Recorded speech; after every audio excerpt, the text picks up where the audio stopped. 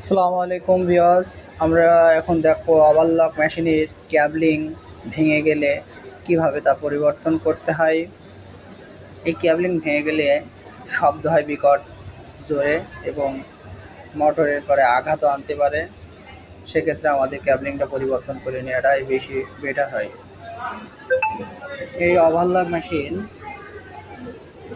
Cabling যে মাঝখানে থাকে, দুই গ্রুপের মাঝখানে যেন শব্দ যেন না হয়, কোনো ধরনের বিপদ যেন না হয়, সেজন্য ক্যাবলিং দেওয়া থাকে।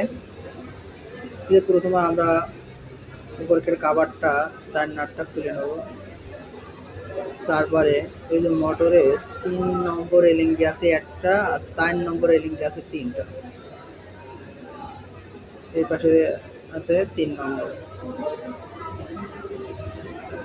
খোলার পরে আমরা আস্তে আস্তে খুলে নেব।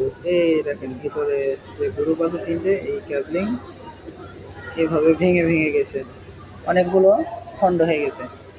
এই দেখেন যে গ্রুপ, এই পাশে একটা গ্রুপ আছে, ওই পাশে একটা গ্রুপ আছে। আর এই যে নতুন যে ক্যাবলিংটা খুবই উন্নত মানের। ক্যাবলিংয়ের গ্রুপ আছে, এই দেখেন মাঝখানে একটা গ্রুপ,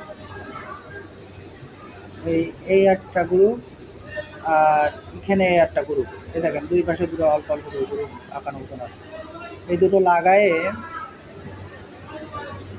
এই যে মাঝখানে যে গ্রুপ আছে, দুই পাশে ছিদ্র আছে, এখানেও যে এক পাশে ছিদ্র আছে, এই যে মাঝখানে যে গ্রুপি গিলেই একবারে লেগে যাবে, কোনো ইয়ে হবে। এই দেখেন জোরে শাসন দিলাম, লেগে যাবে।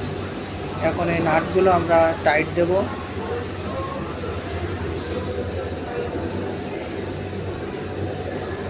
নাটগুলো টাইট দেওয়া হচ্ছে।